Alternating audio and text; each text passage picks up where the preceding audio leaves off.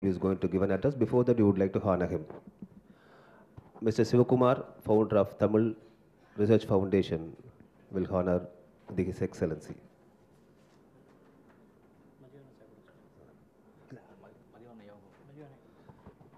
திரு மதிவாணன் ஐயா அவர்களும் எழுந்து மரியாதை செலுத்துமாறு கேட்டுக்கொள்கிறேன்.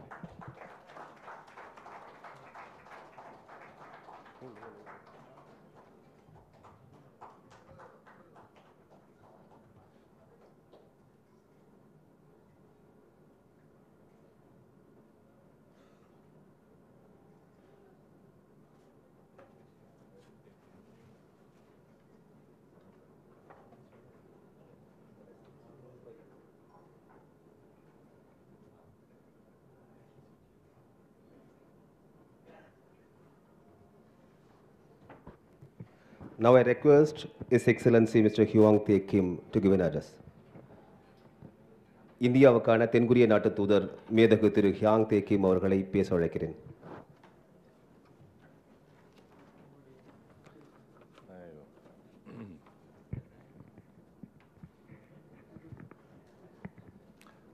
காலை வணக்கம்.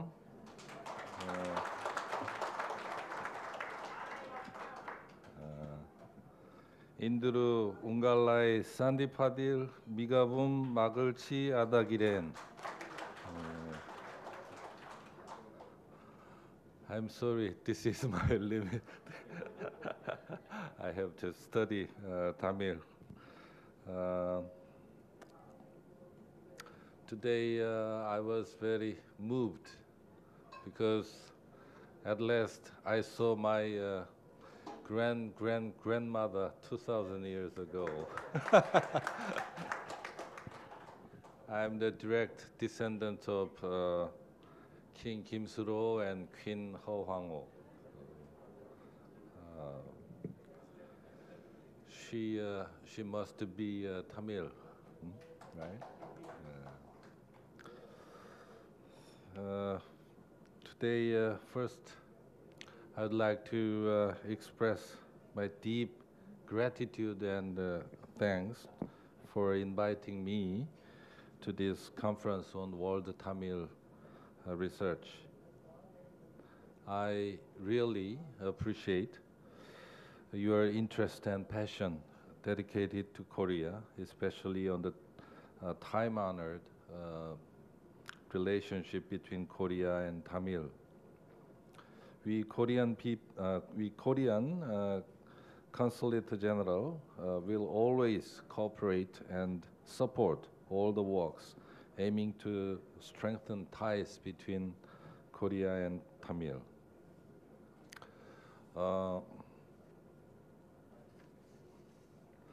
Korea and India has at least 2,000 years of history of exchange. But if we use a time machine to go back to the ancient time, we will probably find much more evidences than we have now. As we all know, the kinship relation between Korea and India started 2,000 years ago from the first international marriage.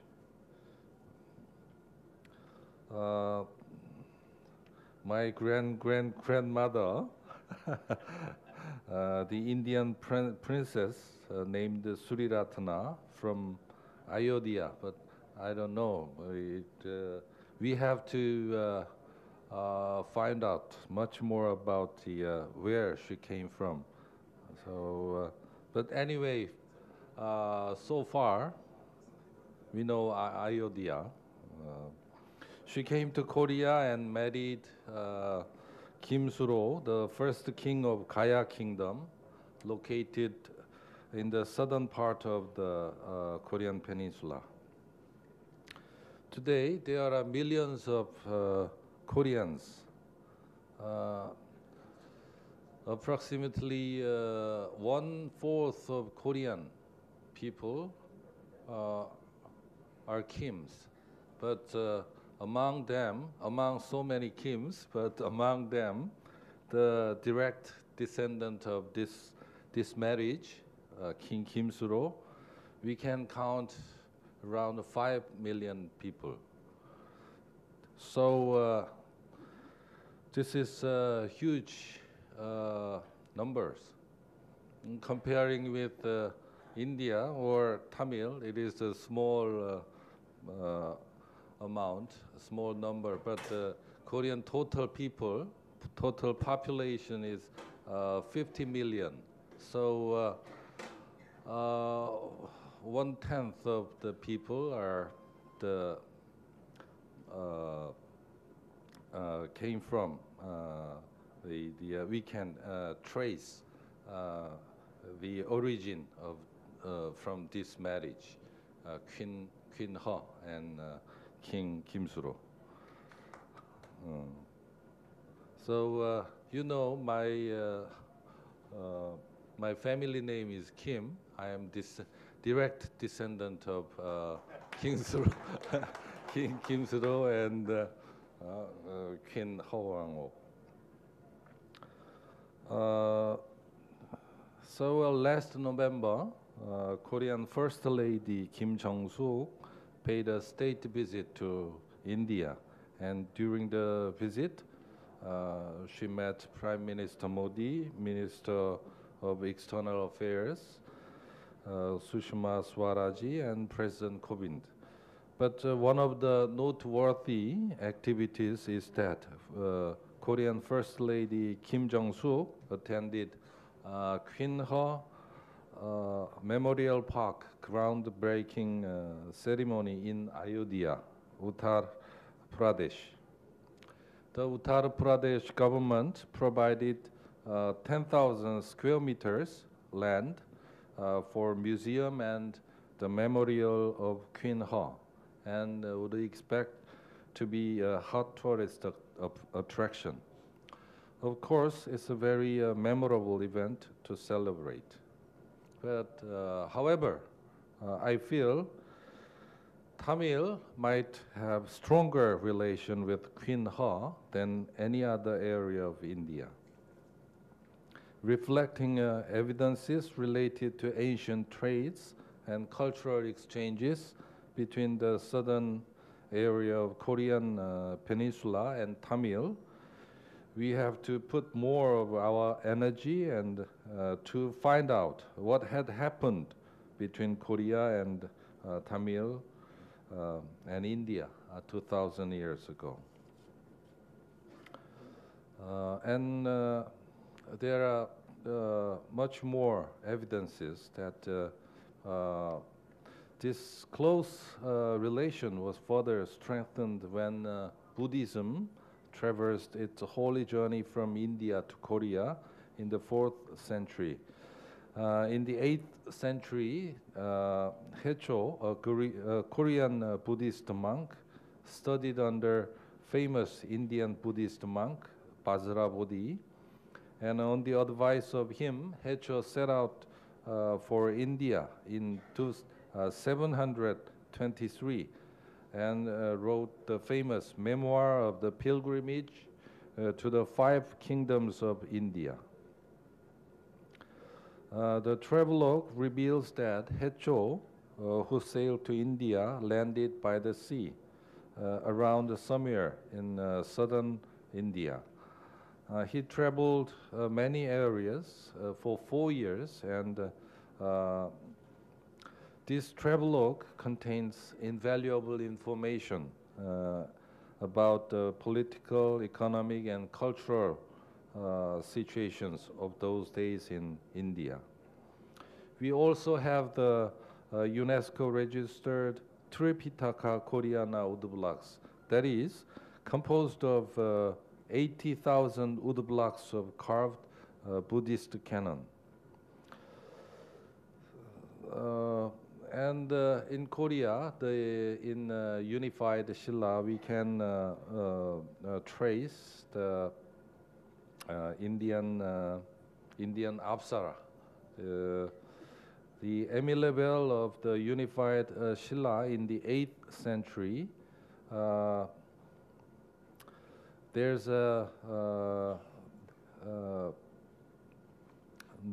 beautiful flying Apsara. So Apsaras flew not only to all of Southeast Asia, but also to Korea. It's just a fantastic story of cultural diffusion from India to Korea. I'm quite sure that we need to study the Indo-Korean history of exchange with more imagination, as there must be so many mysteries waiting to be found. And in South India, we have 350 Korean companies in Chennai, and 4,000 people. And we have another, in South India, we have another 100 more Korean companies in Bangalore and Anantapur. And we can count 2,000 Korean people there. So just in South India, we can count 450 Korean companies and 6,000 people. So as Dr. Kanan said, that this relationship is very, very strong, and in the future there will be more Korean companies and people. But I think the fundamental, the foundation of this Korea-India relationship should be on the mutual understanding between Korea and India and the Tamil people. So we will fully support all the activities that the to strengthen the relationship between Korea and Tamil Nadu and South India in every way. And lastly, I sincerely hope that all the prominent academics working for World Tamil Research would further find out and cultivate the firm foundation of mutual understanding between Tamil and Korea. Thank you.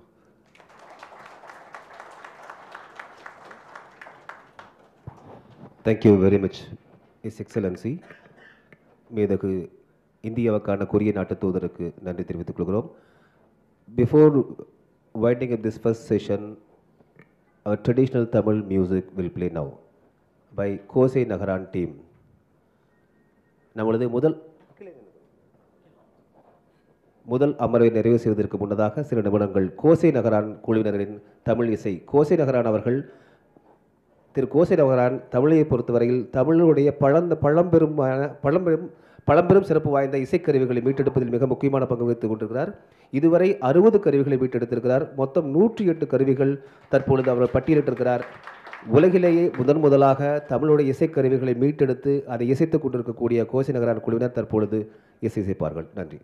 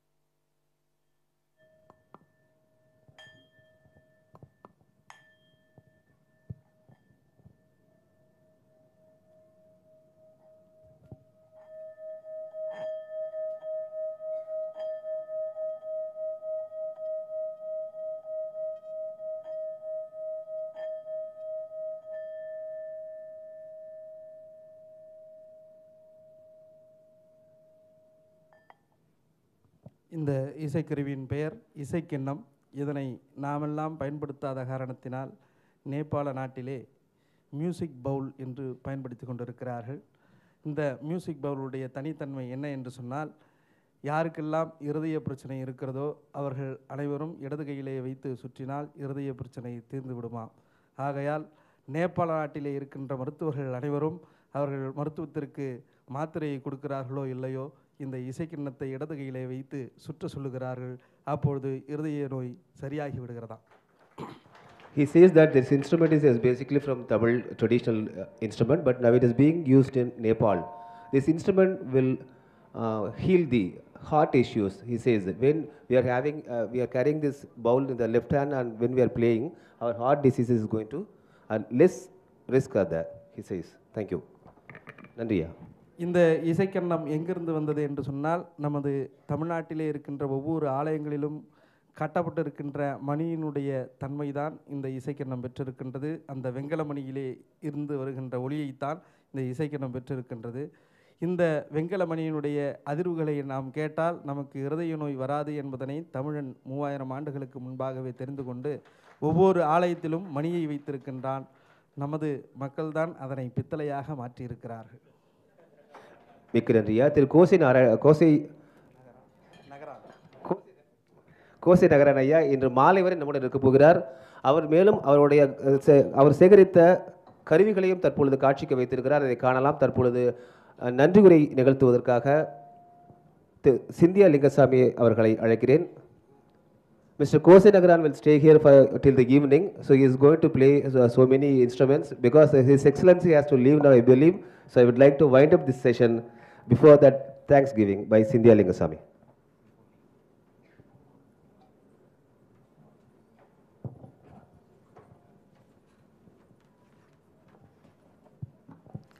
நாடாண்டாயே தமிழே, நீ ஞாலம் Mandai, வாழ்வும் தந்தாய். M அனைவருக்கும் வாழ்வையும் வாழ்வியல் நெறிகளையும் தந்த தமிழால் தமிழுக்காக நடத்தப்படுகின்ற இந்த முதலாம் உலக தமிழாய்வு மாநாடு 2019 வருகை தந்த முனைவர் விஜயராகவன் அவர்கள், தமிழ் வளர்ச்சித்துறை இயக்குனர் மற்றும் உலக தமிழாராய்ச்சி நிறுவனத்தின் இயக்குனர், மற்றும் மேதகு திரு ஹியாங் தே கிம், இந்தியாவுக்கான தென்கொரிய தூதர், காவல்துறை ஆய்வாளரான அர்ஜுன் சரவணன் அவர்கள், பேராசிரியர் கண்ணன் நாராயணன் ஐயா அவர்கள், எனது ஆசான் திரு ஒரிசா பாலு ஐயா அவர்கள், மற்றும் செம்மொழி தமிழாய்வு மத்திய நிறுவனத்தை சார்ந்த மருதநாயகம் ஐயா அவர்கள், முனைவர் நாகராஜன் ஐயா அவர்கள், முனைவர் சுரேஷ்குமார் அவர்கள், சிந்துவெளி எழுத்தாய்வு நடுவத்தின் இயக்குனர் பேராசிரியர் ரா மதிவாணன் ஐயா அவர்களுக்கும், தமிழ் ஆய்வாளர் அறிஞர் பெருமக்களுக்கும், தமிழ் சொந்தங்களுக்கும், அயலகத்தில் மற்றும் தமிழகத்திலிருந்து வந்திருக்கிற அனைத்து எமது தமிழ் உறவுகளுக்கும், ஊடகத்துறை நண்பர்களுக்கும், ஐஐ மற்றும் தென்புலத்தார் குழுமத்தினருக்கும், பன்னாட்டு தமிழ் பண்பாட்டு ஆய்வு அறக்கட்டளையின் சார்பாகவும் தமிழ் ஆய்வு அறக்கட்டளையின் சார்பாகவும் எமது நெஞ்சார்ந்த நன்றியை தெரிவித்துக் கொள்கிறேன். நன்றி, வணக்கம்.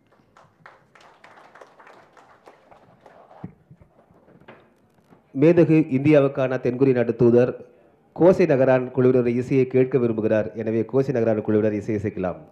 His Excellency would like to hear the Tamil traditional music played by Kosai Nagaran.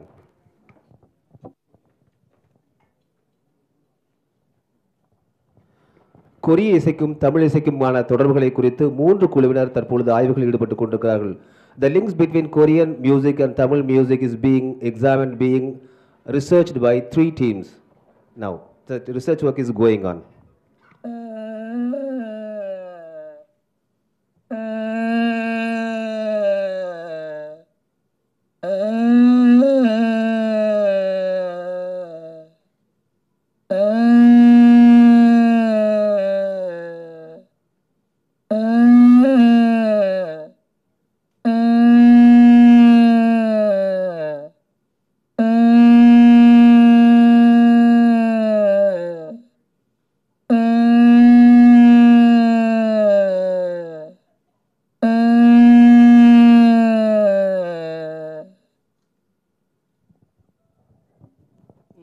இசைக்கருவின் பெயர் கொக்கரை.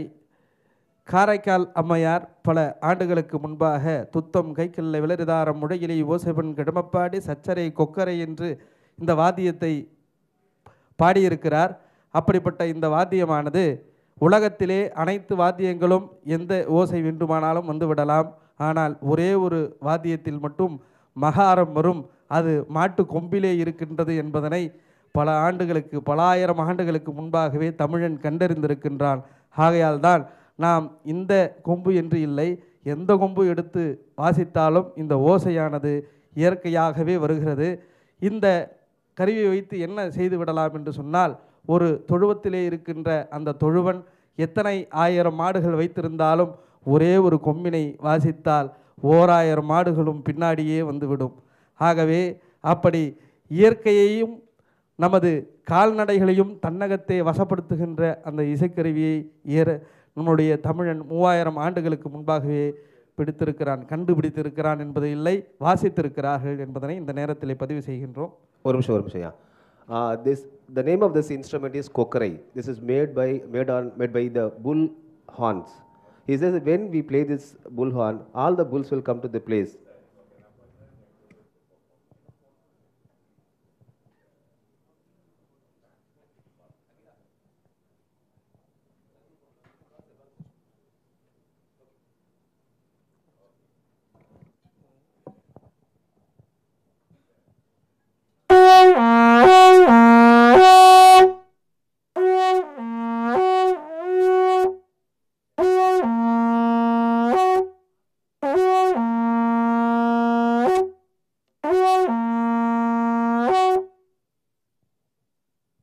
இந்த இசைக்கருவியின் பெயர் எக்காலம். எஃகு என்று சொன்னால் உயர்வானது, காலம் என்று சொன்னால் நீண்ட உயர்வான இசையை கொடுப்பதனால் இதற்கு எக்காலம் என்று பெயர்.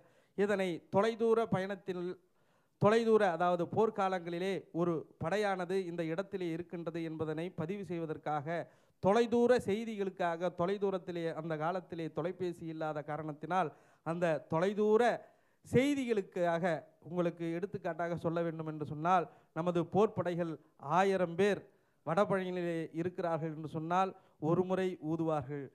நமது படை வீரர்கள் அனைவரும் கிண்டியை அடைந்து விட்டார்கள் என்று சொன்னால் 2 முறை ஊதுவார்கள். படை வீரர்கள் இந்த ஓட்டலுக்கு வெளியிலே இருக்கிறார்கள் என்று சொன்னால் 3 முறை ஊதுவார்கள். அப்படி ஊதுகின்ற பொழுது நம்முடைய படையானது எந்த அளவிலே வலிமையாகவும் செயல்பட வேண்டும் என்பதனை பதிவு செய்வதற்காக இந்த இசைக்கருவியானது இசைக்கப்பட்டது. நமது வீரபாண்டிய கட்டபொம்மன் அவர் திருச்செந்தூர் ஆலயத்திலே இறைவனுக்கு நிவேதனம் செய்த பிறகுதான் அவர் உணவு உட்கொள்வார். அப்பொழுதும் எக்கால மண்டபம் என்று இந்த ஒவ்வொரு 2 கிலோமீட்டர் ஒரு தொலைவிலே ஒரு மண்டபத்தை அமைத்து, இந்த எக்காலத்திற்கென்று மண்டபத்தை அமைத்து, இதனை திருச்செந்தூர் கோவிலிலே ஒருவர் ஊதுவார். அதனை தொடர்ந்து அவர் அரண்மனை வரையிலே எத்தனை கிலோமீட்டர் இருக்கின்றதோ அத்தனை எக்கால மண்டபங்கள் அமைத்து, அந்த எக்காலத்தின் மூலமாக அங்கு முருகனுக்கு நிவேதனம் ஆகிவிட்டது, நாம் உணவு உண்ணலாம் என்ற செய்தியை அவர் பகிர்ந்து கொள்வார். அப்படி தொலைதூர செய்திகளுக்காக இந்த இசைக்கருவியானது பயன்படுத்தப்பட்டிருந்தது. The name of this instrument is ekkalam.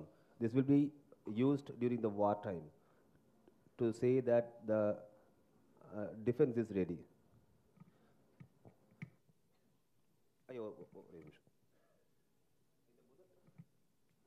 இந்த முதல் அமர்வுக்கு தலைமை தாங்க வேண்டியது வந்து மலேசியாவினுடைய நெகிரி சிம்பிளானுடைய சட்டமன்ற துணை சபாநாயகர் திரு எம் ரவி அவர்கள். சற்று நேரமான காரணத்தினால் அவரை மேடைக்கு அழைக்க முடியாமல் போயிட்டு தற்பொழுது மேடைக்கு அழைக்கிறோம். மலேசிய நாட்டினுடைய நெகிரி சிம்பிளான் சட்டமன்ற துணை சபாநாயகர் mister Ravi is a deputy speaker of Negeri Sembilan legislative assembly Malaysia. இங்கே ரொம்ப முக்கியமான விஷயம் சொல்லுவோம். வழக்கமாக மலேசியா போனவங்க கடந்த 200 வருஷமாக போனதாக நினச்சிருக்காங்க. ஆனால் இந்த பகாங் நெகிரி சங்கிலான் பகுதியில் இருக்கிற ஒராங்கசிலின்களில் தெமியன்ற மக்களுக்கு பல ஆயிரம் வருடம் முன்பே தமிழர்கள் போனாங்க சான்றுகள் இருக்குது. ஐயா அவர்களை வரவேற்கிறோம்.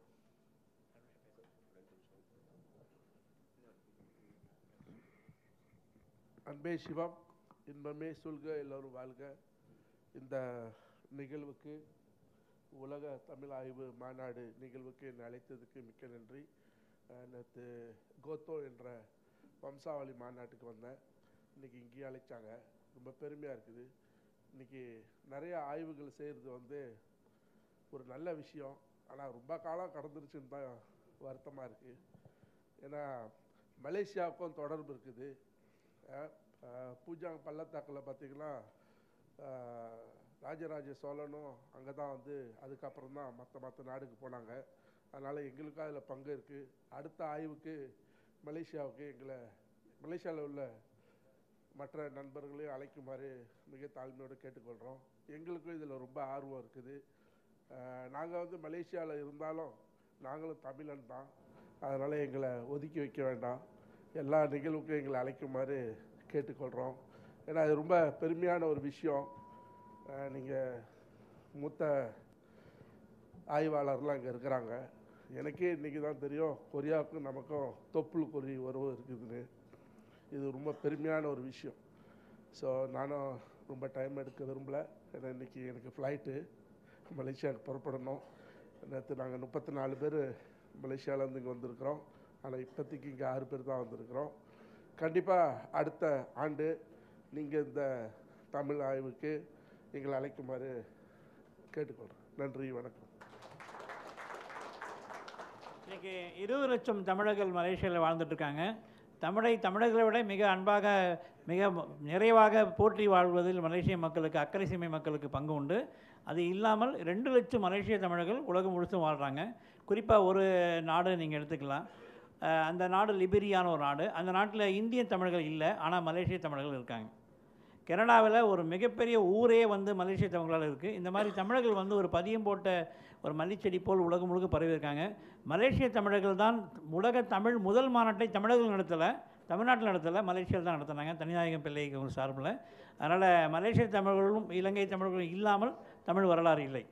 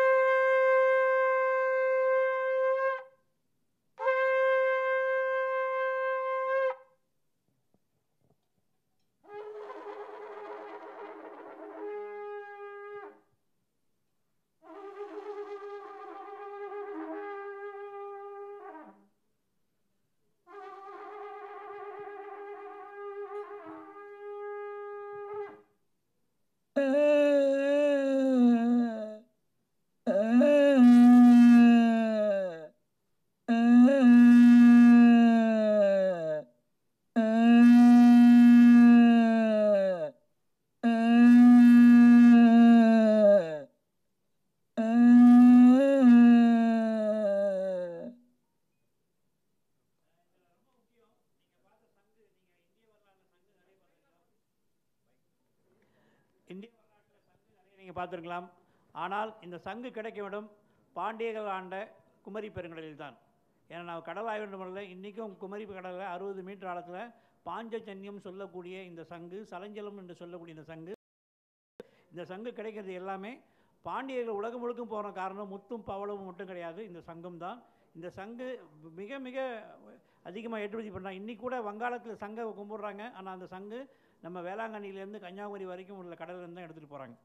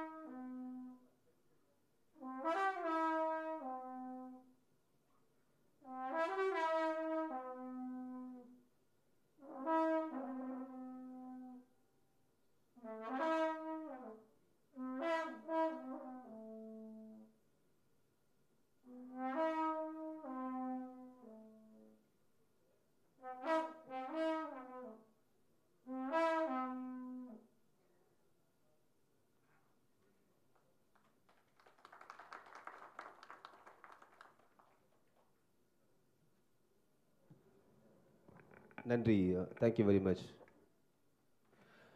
Actually, we are lagging. I mean, we are in 15 minutes. We are actually lagging in our schedule. This is a tea time actually. Now the lunch has come. So I thank His Excellency Mr. Hyo. Thank him to attend this event and was very passionate and was very enthusiastic. And if you want to stay till the evening, we are very happy for that. But I don't know what's your schedule. Okay, anyhow, thank you very much, His Excellency. And thank you very much, ma'am. Thank you, thank you, thank you. தேநீர் வெளியே இருக்கு, தேநீர் இடைவேளை.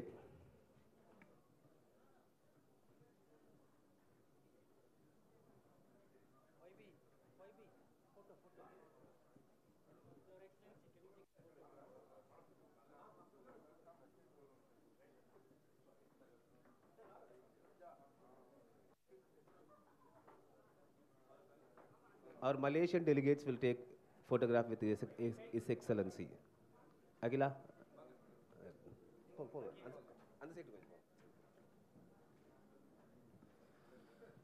Yesterday, day before yesterday, a conference was held in Kalevanar Arangam, Chennai, the World Tamilar Festival. There were more than 75 delegates from all over the world. From Malaysia itself, there were 34 delegates. Now here, there are 6 delegates